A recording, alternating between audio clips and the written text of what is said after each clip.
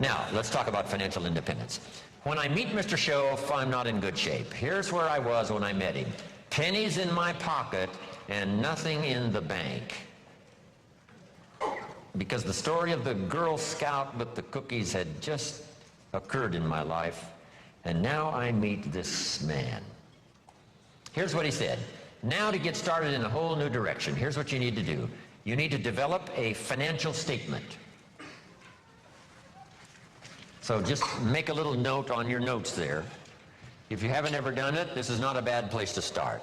A financial statement. And a financial statement is very simple. It's a piece of paper with a line down the middle. On this side is the value of all your assets, and over here is all of your liabilities. Here's what you've got in terms of worth, and here's what you owe. And then when you add up all of the value of your assets and you add up all that you owe, called liabilities, we come up with what we call now, finally, when you subtract one from the other, your current net worth. Now, this is not your net worth as a father. This is not your net worth as a parent. This is not your net worth as a friend. There's all kinds of worth and value. But if you really want your economics to go better, here's a good place to start. Key phrase, take a picture of where you are. And here's what it's called, the truth. Now, you don't have to publish this in some local newspaper, right? This is all private stuff. But you have to say, you know, finally, there's no use kidding myself. I got to take a picture of where I am. I got to know how good it is, or I got to know what? I got to know how bad it is. I got to know how much I'm on the upside, or how deep a hole am I really in. So this is what I started. It was a simple little program of coming up with my current net worth. My liabilities, that was easy. I owed my parents, I owed. I made the third borrowing on my car, and he was threatening to come and get it, drag it down the road, rear end up in front of my neighbors. So I had plenty of liabilities. On the asset side, I put my furniture even. I put everything I could think of. My shoes. I mean, wouldn't the Salvation Army give me $2 for my shoes? I mean, I am scrambling. And when I did this exercise, guess what it did? It really soberly gave me a current picture of where I was. And guess what? I was unhappy. But here's what's important about the truth. It sets you free. Number one, free to correct old errors in judgment. That's what the truth is for, to correct old errors. After 6 years, I started working when I was 19. And when I took a picture of where I was, it was not a very happy experience. So now, where do we go from here?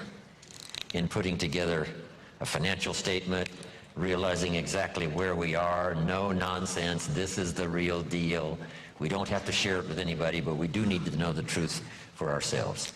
Now here's what we need. Number one, perhaps a new philosophy. Let me give you sort of the simple philosophy of the rich and the poor. Here's the philosophy usually of the rich and the poor. Poor people spend their money and invest what's left. Here's usually the philosophy of the rich. The rich invest their money and spend what's left. It's just a little turn of semantics. But the little turn of semantics is like the turn of the set of the sail that takes you in a whole different direction to wind up at a good place in 1 year, or a place, you know, of average, mundane, where you don't really want to be. Just that little simple shift of philosophy. So here's the key. Think like the rich. Invest your money first, then spend what's left. Don't spend your money and invest what's left. When I gave this little class one time at a school class, the teacher said, you know, you must not, promise people that with a little bit of investment every month that they can, make their fortune, because people nowadays are overloaded. They're spending everything they make. Their standard of living is right up there. And I said, well, this is where it all begins. I said, could we think of someone, and this was a long time ago, of course, that makes $2,000 a month? She said, yes, no problem. We can probably find someone that makes $2,000 a month. What would this couple, this family tell you it takes to pay all the bills and just keep their head above water? And she said, well, $2,000. I said, could we possibly find somebody not far from here that makes $2,500 a month? right? Maybe even both working combined, $2,500 a month, $500 a month more. What would this family say it probably takes to pay all the bills and keep your head above water? What would they say, right?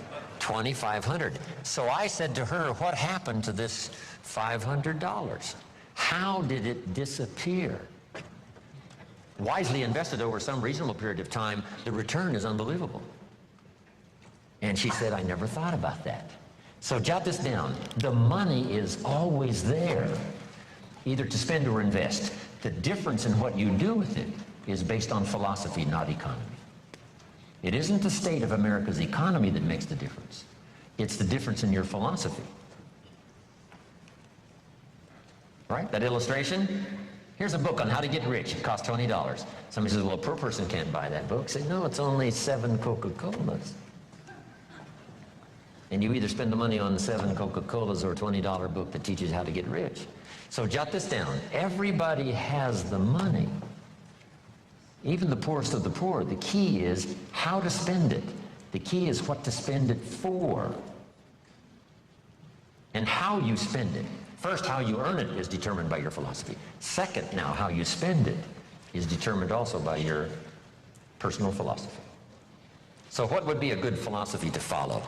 And this is the little simple form I want to give you on financial independence, wealth for the future. It won't take long now to jot this down. It takes a little longer to go do it, but here it is.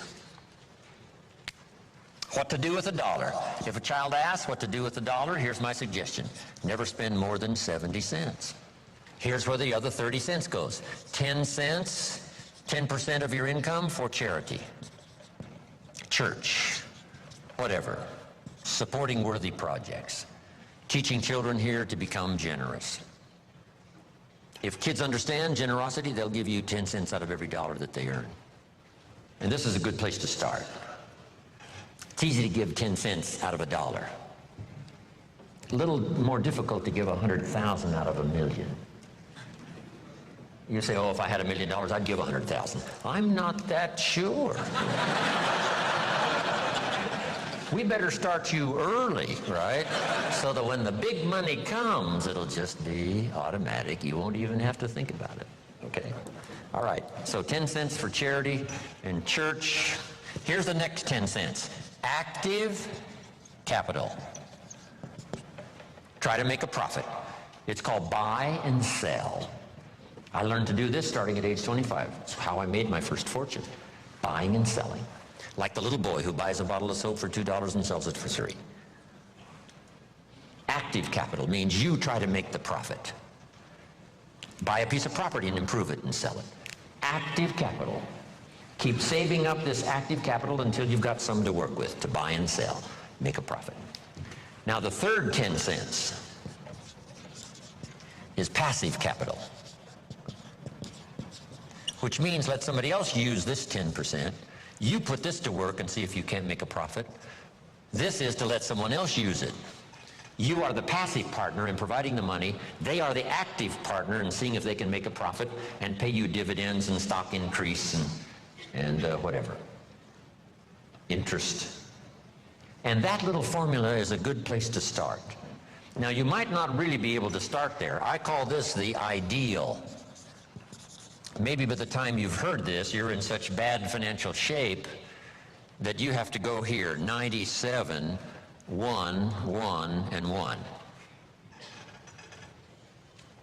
That right now you're in a trap. You're caught.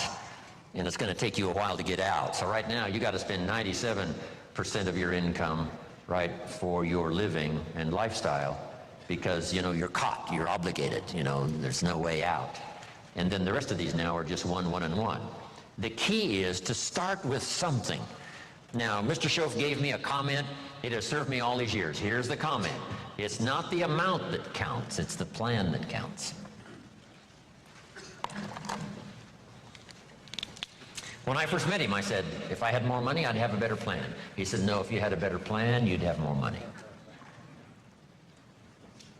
So if you have to, you start with 97, 1, 1, and 1. Then what do? Now comes the project. right away of trying to get this 97 figure to go down and these other three numbers to start going up. This now becomes an exciting game to play. In another seminar, I talk about measuring progress. This is one of the great motivating factors in the world, is to start something and make progress. Start something and make progress. See, Jim Rohn told us the ideal was 70, 10, 10, and 10. But I can't start there. I've got to start with 97, 1, 1, and 1. And here's what you've got to understand. This is okay. I mean, if this is where you have to start, that's where you have to start. Then you start driving this number down and start driving these numbers up. And it's a whole game to play, till finally you can arrive at this pretty good, ideal way. What to do with the money you earn from a paycheck, or from dividends, or from whatever sources. 70, 10, 10, 10. I mentioned the name Sarah Alfaro in Mexico. I taught her this, and she's been teaching it to the people she's responsible for over all the last 10 years. And some of them now are doing extremely well, making big money, and they've got houses and cars and, you know, all kinds of stuff. 70, 10, 10, and 10.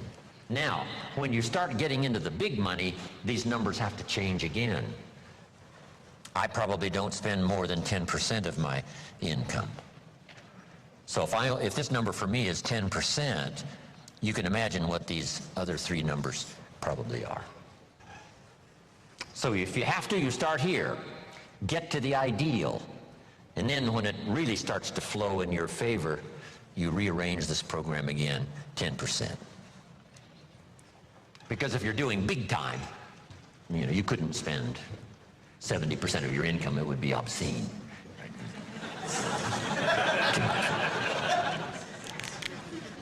Here's the next one now. This is only a suggested plan. You know, this is not written in any law. You know, most advantages and benefits for the future are not written in law.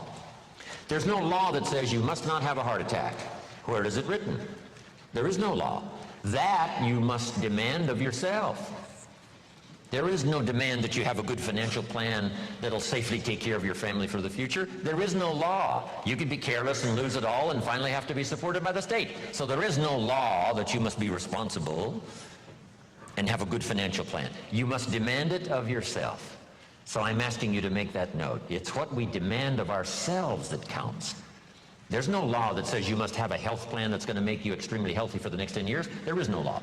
That you must demand of yourself. And those are the disciplines now that really start to count, the ones you demand of yourself.